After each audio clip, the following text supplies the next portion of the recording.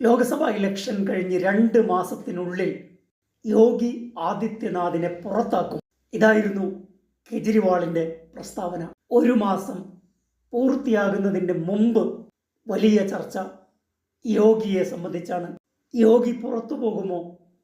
ഇത്തരം ചർച്ചകൾ ദേശീയ മാധ്യമങ്ങൾ, ഗോഡി മീഡിയകൾ ഉൾപ്പെടെ ചർച്ച ചെയ്യുന്ന ഒരു ഘട്ടത്തിൽ എത്തിയിരിക്കുകയാണ്. അഖിലേഷ് യാദവിൻ്റെ ഒരു ട്വീറ്റ് ഇന്നലെ വന്നു. നിങ്ങൾ 100 പേരെ കൊണ്ടുവരൂ, ഗവൺമെന്റ് രൂപീകരിക്കൂ, മൺസൂൺ ഓഫർ, സൗ ലാവോ സർക്കാർ ബനാവോ. യോഗിയെ ഒഴിവാക്കി മുഖ്യമന്ത്രി ആകണം എന്ന് ആഗ്രഹിക്കുന്ന കേശവ് പ്രസാദ് മൗര്യയോടാണ് അഖിലേഷ് യാദവിൻ്റെ ട്വീറ്റ്. യു പിയിലെ രാഷ്ട്രീയ പ്രതിസന്ധി വരച്ചു കാട്ടുന്നതാണ് അഖിലേഷ് യാദവിൻ്റെ ട്വീറ്റ്. എന്താണ് യു പിയിലെ പ്രശ്നം? വളരെ ലളിതമാണ്, എന്നാൽ സങ്കീർണവുമാണ്. കേന്ദ്രം ഭരിക്കുന്ന പാർട്ടിക്ക് കേവല ഭൂരിപക്ഷം കടക്കാൻ യു പിയിൽ നിന്ന് 50 സീറ്റിൽ അധികം കിട്ടിയിരിക്കണം. U P, Maharashtra, West Bengal 3 സംസ്ഥാനങ്ങളിലെയും വിജയവും ഭൂരിപക്ഷവും കേന്ദ്രം ഭരിക്കുന്ന പാർട്ടിക്ക് പ്രധാനമാണ്. 80 ലോക്സഭാ സീറ്റുകളാണ് യു പിയിലുള്ളത്, 48 മഹാരാഷ്ട്ര, തൊട്ടടുത്ത് വെസ്റ്റ് ബംഗാളാണ്. BJPക്ക് 2024 ഇലക്ഷനിൽ കേവല ഭൂരിപക്ഷം കിട്ടാതെ സഖ്യകക്ഷികളെ ആശ്രയിക്കേണ്ടി വന്നത് യു പിയിലെ പരാജയം കൊണ്ടാണ്. ആരാണ് യു പിയിലെ പരാജയത്തിന്റെ കാരണം? BJP ഒരു രക്തസാക്ഷിയെ തേടുകയാണ്. യു പിയിലെ രാഷ്ട്രീയ പ്രതിസന്ധി മനസ്സിലാക്കാൻ മറ്റൊരു കാര്യം കൂടി നാം അറിയേണ്ടതുണ്ട്. 50% OBC വോട്ടുകളുള്ള ഒരു സ്റ്റേറ്റാണ് യു പി. ജാതി സമവാക്യങ്ങൾ നിർണായക പങ്ക് വഹിക്കുന്ന യു പിയിൽ എങ്ങനെയാണ് BJP വിജയിച്ചത്? OBC വിഭാഗത്തിൽപ്പെട്ട വ്യത്യസ്ത ജാതി വിഭാഗങ്ങളെ ഹിന്ദുത്വ എന്ന പൊതു ഐഡിയോളജിയിലേക്ക് കൊണ്ടുവരികയായിരുന്നു BJP.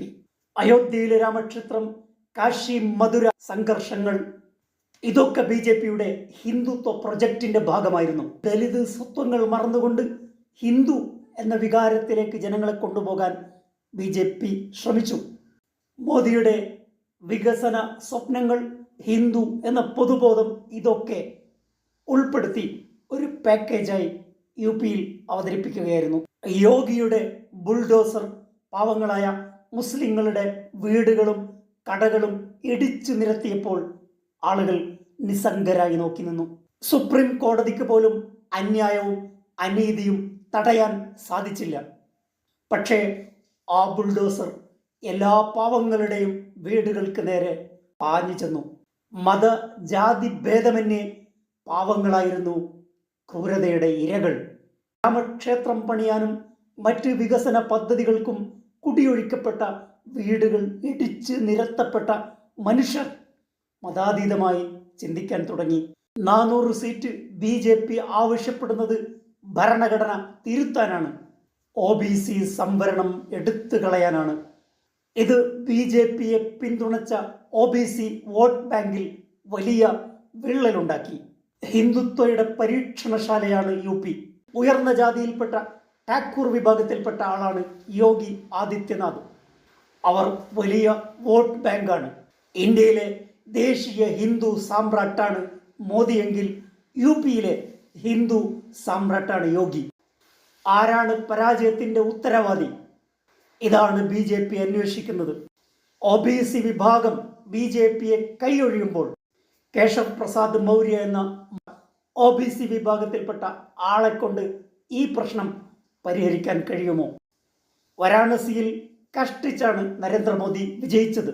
നന്ദി പറയാൻ വന്നപ്പോൾ മോദിയെ കയ്യേറ്റം ചെയ്യുന്ന രംഗങ്ങൾ പോലും ഉണ്ടായി. മോദി വിരുദ്ധ തരംഗം യു പിയിൽ സൃഷ്ടിച്ചതിൻ്റെ പിന്നിൽ യോഗിയാണോ? തെരഞ്ഞെടുപ്പ് ഘട്ടത്തിൽ യോഗി എന്ത് ചെയ്യുകയായിരുന്നു? ഇതൊക്കെയാണ് BJP അന്വേഷിക്കുന്നത്. കേശവ് പ്രസാദ് മൗര്യയുടെ ശബ്ദത്തിൽ ദേശീയ നേതൃത്വത്തിൻ്റെ ശബ്ദമുണ്ട്. BJP പ്രസിഡന്റ് കേന്ദ്ര നേതൃത്വത്തിൻ്റെ അടുത്ത് പോയി രാജി സന്നദ്ധത അറിയിക്കുന്നതിൽ നാടകീയതയും ദുരൂഹതയും അസ്വാഭാവികതയുമുണ്ട്. യോഗിയെ പിണക്കുക എളുപ്പമല്ല. അസംതൃപ്തനായ മൗര്യക്ക് ഒരുപക്ഷെ ദേശീയ ചുമതലകൾ നൽകിയേക്കാം. ഒരു കാര്യം ഉറപ്പാണ്, BJP പതനത്തിൻ്റെ വക്കിലാണ്. യു പിയിൽ നിന്നാണ് BJPയുടെ പതനത്തിൻ്റെ തുടക്കം ആരംഭിച്ചിരിക്കുന്നത്. കഴിഞ്ഞ 10 വർഷവും കാണാത്ത പലതും നാം കാണേണ്ടി വരും. Wait and see.